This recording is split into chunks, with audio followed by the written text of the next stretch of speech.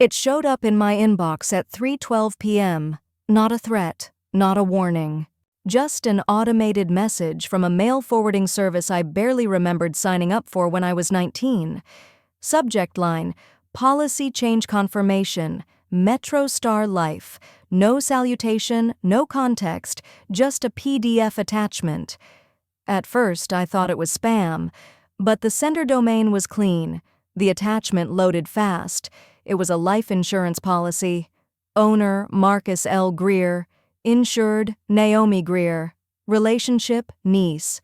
Payout, $250,000. Status, active. Effective date, 18 months ago. I stared at it. My name, my birthday, my address, except not the current one, the one I used to live at, his house. What stopped me wasn't the numbers, it was the occupation line. Position, administrative manager. Employer, Greer Financial Solutions. Salary, $58,400 annually. I had never worked for him. Not officially, not unofficially. I didn't even know that position existed. The signature at the bottom said, Naomi Greer. In blue ink. Slanted, casual, a half loop on the G. It wasn't mine, but it was close enough to pass. My name is Naomi Greer. I'm 23 years old and I live in Columbus, Ohio. I work part-time as a copy editor for a legal publishing firm and run freelance document design on the side. Quiet work, isolated by choice. I've always been good at details, which is why the forged employment field felt so loud. Because forging income means motive, and motive means planning. When I asked my Uncle Marcus about the policy later that week, I framed it casually. Said I was applying for a new lease and wanted to know if any accounts were linked to my name from the time I lived with him. He blinked once. Just once. Then said, I think I might have taken out a policy a while ago. Just in case. Family safety net and all that. He smiled. One of those easy, glossy smiles he'd always been good at. Like he was offering me a favor, not admitting a crime. It's not uncommon, he added. People insure what matters. He poured coffee like nothing was wrong. I didn't answer. Because if you interrupt the performance, you lose the plot. Marcus raised me from the time I was 16. My mother died of an aneurysm during my junior year of high school. No siblings, no extended family worth calling. He was the next of kin, technically a second cousin, but he called himself my uncle and insisted I do the same. He had money, not rich, but visible. A boutique accounting business, always networking, always mentoring. He paid for my SAT prep, got me into community college. Called it an investment in our household trajectory. But every favor came with a ledger, and somewhere along the way I stopped being a person and started being a potential asset. He didn't try to explain the policy again. He didn't need to. He thought I'd let it slide, because I always had. Because when I was 19 and still reeling from years of polite control masked as guidance, I didn't question how he handled paperwork or whose name he used for utilities or why my mail sometimes got redirected without asking. He always said, "I'll handle it." This time he had, with my name, my signature, my life, insured, without consent. I went home that night, opened my laptop and started searching public databases, licensing boards, beneficiary registries, state-level filings. Then I made a new folder, Naomi Fraud, Asset, Inside It. A copy of the policy, a download of the metadata, and the original onboarding forms from when I'd applied for the job I actually had, time-stamped, employer-referenced, salary verified. None of it matched what the policy claimed. That was the first thread. And I planned to pull it slowly. Because this wasn't about fear. This was about structure. And if he wanted to play actuarial odds with my name on the file, then I'd be the one writing the audit. Marcus always had a way of making things feel like a lesson. When I was 17 and working after school at the local print shop, he told me, "Always remember, whoever controls the paper trail controls the narrative." I thought he meant resumes. What he meant was leverage. The second time I brought up the policy, I watched him closely. I didn't accuse. I didn't show the documents. I just said, "I didn't know you were allowed to insure someone without telling them." He sipped his coffee, leaned back and said, "You think billionaires tell their spouses every asset they touch? It's not about secrecy, it's about efficiency."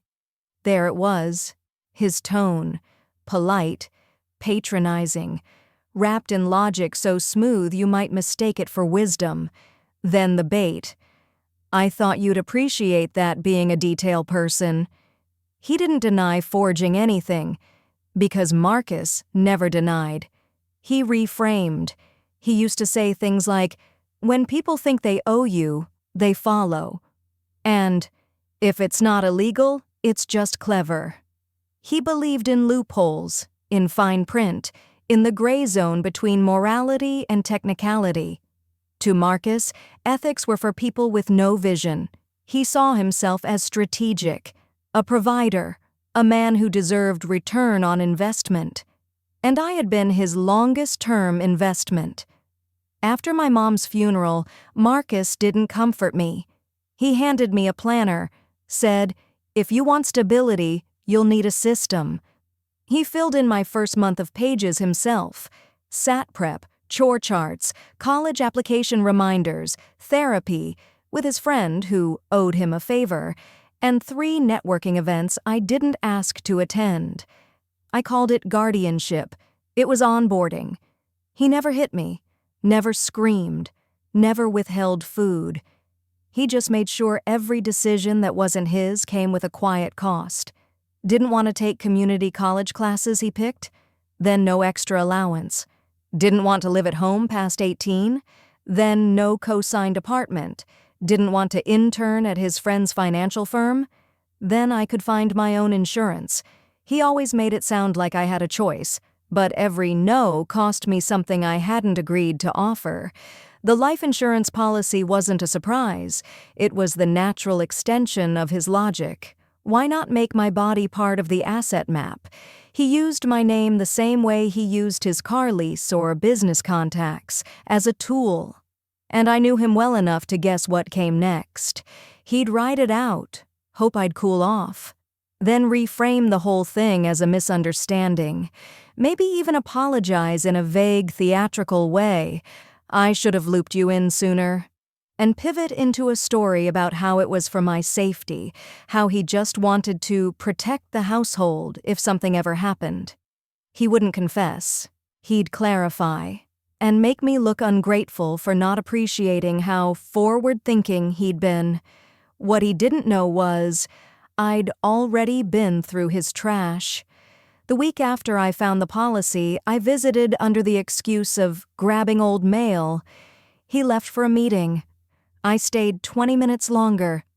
The folder was in a locked desk drawer. The lock?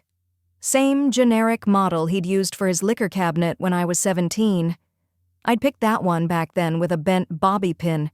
This one was easier. Inside, 6 labeled folders. 4 were business, 1 was tax, the last one said contingencies. Inside were copies of the insurance policy, along with fake pay stubs on Greer financial letterhead, fabricated down to the line items. Gross income, network employment verification letter, signed by him. He'd created an entire employment profile for me to justify the coverage. That meant this wasn't convenience. It was orchestration. I scanned everything. Didn't take the originals, didn't even disturb the folder order. Because when people like Marcus think they're winning, they stop watching their flank. He still smiled when he saw me next, still called me kiddo, still said things like, "You always were the smartest one in the room." I nodded, because I knew what he didn't, The smartest person in the room never says so out loud. She just listens and builds. Public records don't blink. They don't flinch. They don't take sides. They don't care who raised who or how polite the lies were. They just sit there, quiet, indexed, and time-stamped, waiting to be seen. And I see everything. The policy file led me to a shell corporation, Redwood Income Partners, LLC, used as the listed employer on the application. The same LLC Marcus had quietly registered the year after I moved in, the one he claimed was a side project for tax benefits. I ran the EIN through open corporates, inactive for tax reporting, active for insurance verification, a ghost employer. No W-2s, no reported payroll, but enough to justify a six-figure policy if no one asked too many questions. He never expected anyone would. I filed a FOIA request under a pseudonym, C. Niles, for the insurance licensing information tied to Redwood. Standard procedure, public data. Got the file within 10 business days. Inside, business registration forms, mailing address records, and Marcus's signature on every annual compliance update. One entry jumped out. Employee roster submitted for group policy eligibility, Greer, Naomi. Position, admin manager. Start, date, February 10th, 2020. I checked my calendar archive.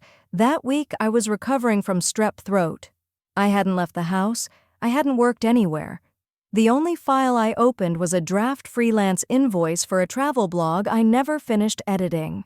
He fabricated my employment during a week I was sick in bed. That told me everything I needed to know.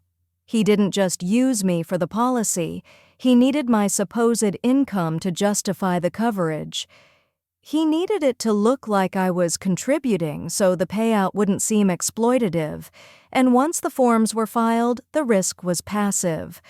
All he had to do was pay the premiums. And wait. Not for my death, just for distance. Enough time that no one would question it if something happened. He once told me, "People don't ask for documents if the story sounds professional." It wasn't advice. It was a confession. And he'd been doing it for years. I searched the National Insurance Crime Bureau's public tip line and archived case patterns. Beneficiary fraud had a rising trend line since 2018. Most cases didn't start with bodies. They started with paper, fake employers, forged income, unusual beneficiary relationships. Most people get caught not because they kill, but because they lie too neatly, and the people who file the paperwork don't expect it to be read by someone who can parse metadata. But I could. I drafted a full incident report. 14 pages, cross-referenced policy language with fake employer filings, included side-by-side comparisons of the fabricated pay stubs and my actual income history from the IRS Get Transcript tool. An entire section was titled, Claim Exposure Risk, Misrepresentation of Insured's Employment Status and Income. I didn't sign it, didn't date it with my own name. I registered a new Proton Mail account and created a burner domain, naomipolicyinvestigates.info, to house the full report on a locked page. Then I submitted an anonymous ethics alert to MetroStar Life's Internal Compliance Division. Attached the report, included the policy number. Subject line, fraudulent employment claim, high risk of beneficiary malfeasance. No message, no accusations, just facts. Because if the house of cards is built on documents, then all you have to do is show someone where the wind is coming from. Then I made a second copy of the report, condensed version, redacted names. I sent that to a mid-sized blog called Beneath the Ledger, an independent investigative site that covers insurance loopholes, financial malfeasance, and quiet corruption. Their editor had a history of picking up strange little stories that major outlets missed. I didn't pitch it as a crime. I pitched it as a pattern. The headline suggestion, "How Beneficiary Fraud Hides in Plain Sight and What the Industry Ignores." I didn't expect a reply. I expected escalation, and I was right. 3 weeks later, I got the email from MetroStar. Subject, Policy 614-00-983-Naomi G. Status under review, no greeting. Just a line. We have identified discrepancies in the policy documents submitted on your behalf. We are initiating a formal inquiry under Compliance Protocol 9B. You may be contacted by a third-party audit partner. No further action is required at this time.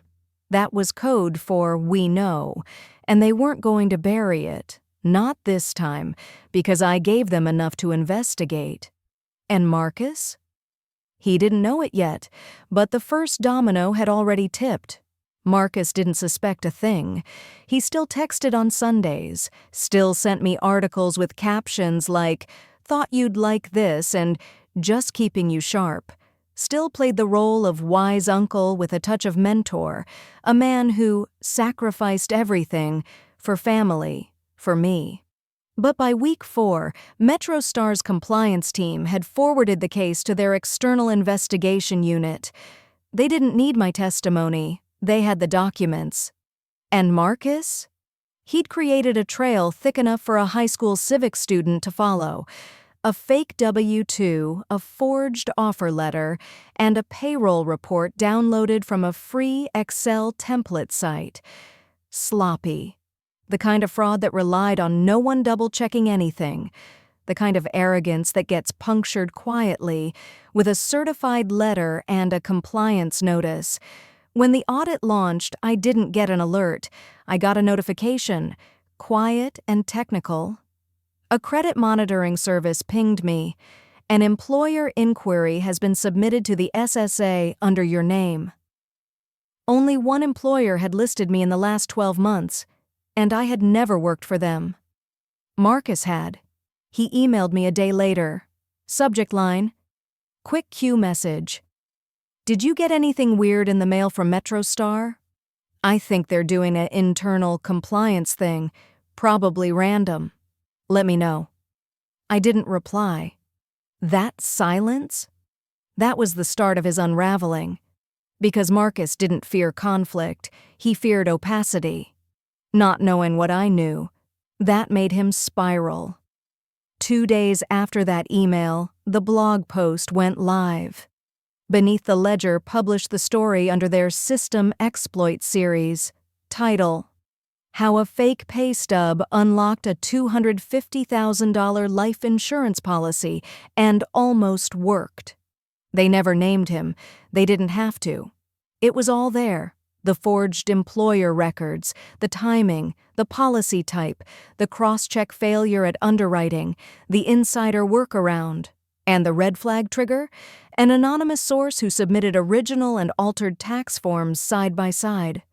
Within 24 hours, the post hit Reddit's r/insurance fraud thread, then Twitter, then LinkedIn. A quiet storm. No fire, just fact. Marcus didn't reach out directly. But I got a call from his assistant. Tone, clipped, nervous.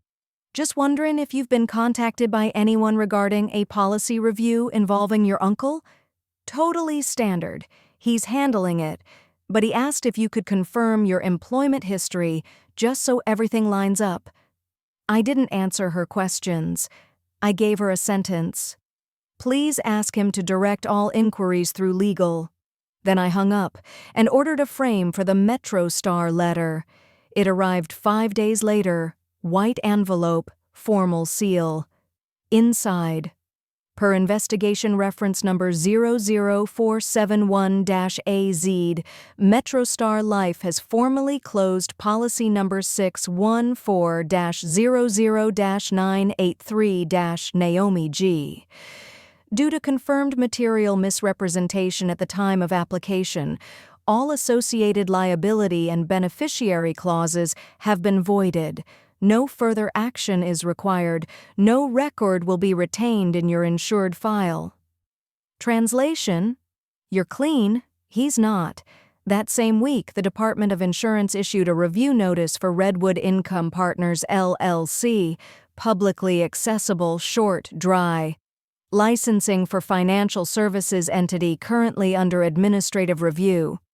Marcus lost his business license 2 weeks later, not with a bang, with a portal message.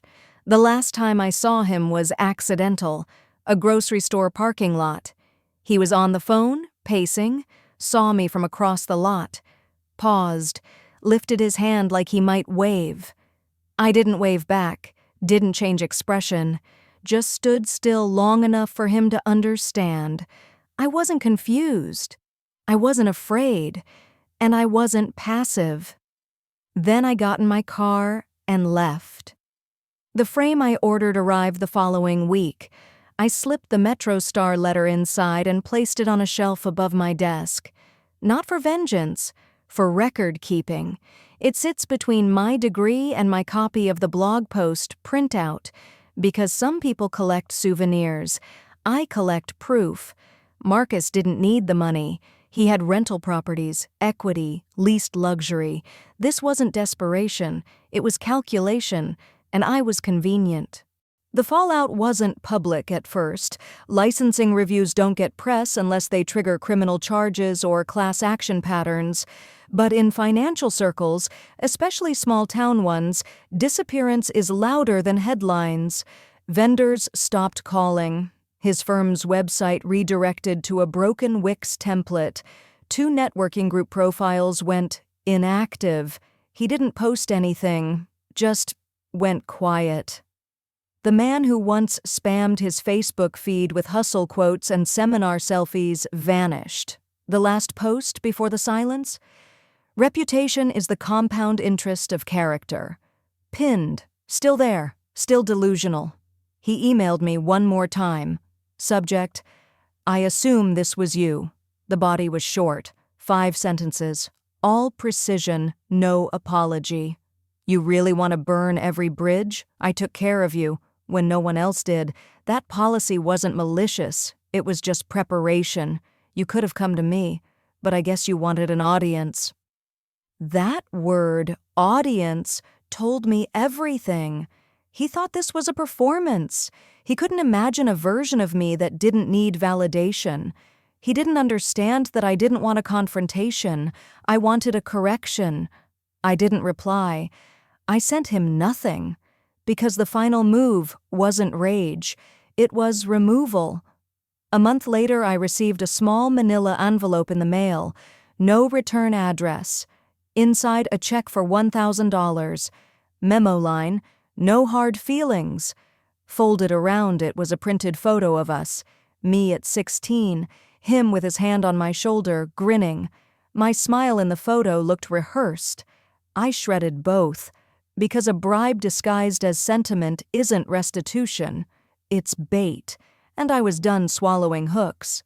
By then, the Beneath the Ledger piece had been syndicated in a policyholder bulletin and referenced, anonymously, in a podcast episode about beneficiary vetting failures.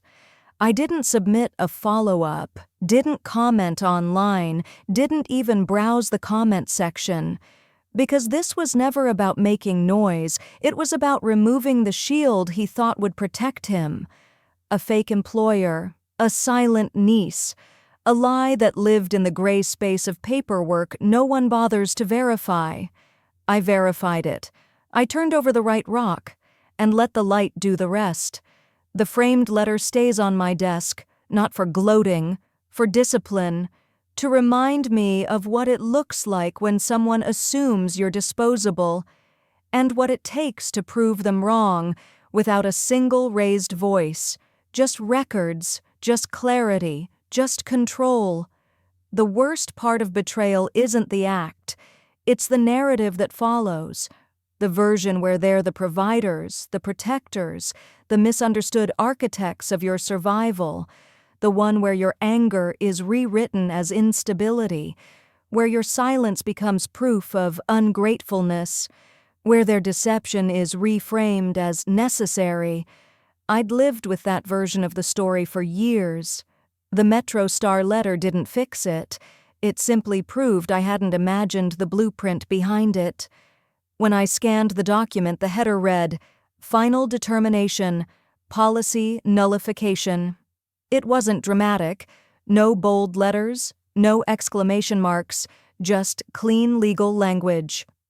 Upon internal review and third-party audit, MetroStar Life has determined that the policy in question was procured under materially false information regarding employment, insurable interest, and declared beneficiary status. That's how bureaucracy speaks when it wants to hold someone accountable without admitting liability. I didn't need more, because the paper confirmed everything I already knew. That Marcus forged my employment, that he listed himself as my employer to circumvent eligibility constraints, that he had insured my life without insurable cause, that he'd lied, systematically, not to me, about me, to the companies, to the databases, to the people who wouldn't ask questions as long as the premiums cleared. And it almost worked. Until I started looking.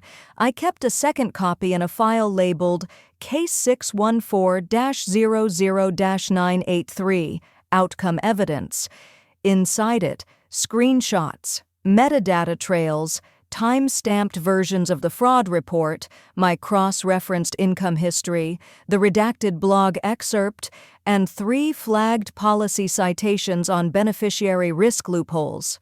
I didn't call it revenge, I called it proof of pattern, the same pattern I'd seen since 19.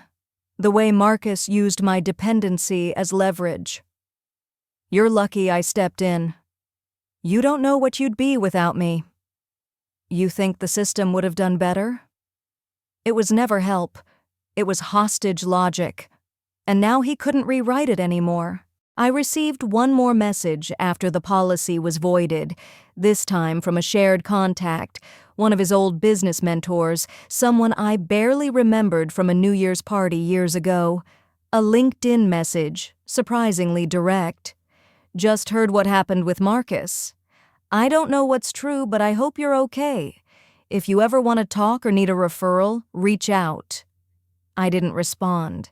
Because people like him never reach out until the damage is public, until the ecosystem is threatened, until proximity to someone's disgrace puts their own name on shaky ground. He didn't care about truth. He cared about insurance, his own. By that point, Marcus had shut down all communications. The Redwood domain expired. His personal website redirected to a generic contact page. No statement, no legal threat, just disappearance, because silence is the last weapon of someone who finally realizes they don't control the narrative anymore. I printed the audit's final page, framed it next to the voided policy letter. Not for Marcus, for me, because I spent too many years wondering if I was overreacting, if maybe he meant well. If maybe I had misinterpreted control for care. That's what abusers like him count on. Self-doubt, disorientation, your own fear of looking dramatic. But facts don't need permission to exist, and signatures don't lie when the ink is digital. There's something precise about seeing your own name cleared by a system that almost buried you. Not just not guilty, not just not liable, but irrevocably disassociated. You're not part of the mess. You're not collateral. You're not the one who needs repair. They are. And no matter how much they reshuffle the story, the audit stays, the data holds, the signature echoes. That's what real closure looks like. Not a confrontation, not a confession. Just one phrase. No further action required. And this time, it meant peace. Mine. The final blow wasn't dramatic. No courtroom, no subpoena, no TV segment with his photo in grayscale, just an archived compliance filing in a regulatory database, public, permanent, indexed. His name sits there now, Marcus W. Albridge, license status revoked. Reason: fraudulent application of life insurance without insurable interest. It didn't go viral, it didn't even trend. It just existed, where anyone who searched could find it, and that was enough. The blog entry stayed up. No legal challenge, no retraction, just quiet updates as the case progressed. I didn't ask for credit. They gave it anyway. Informed by internal source familiar with the original documents, they wrote, not a whistleblower, just a witness who refused to stay silent. I framed one last thing, the clearance letter from MetroStar, printed on thick, uncoated stock. I hung it above my desk, left aligned beneath a simple metal plate, cleared, not compensated, not silenced.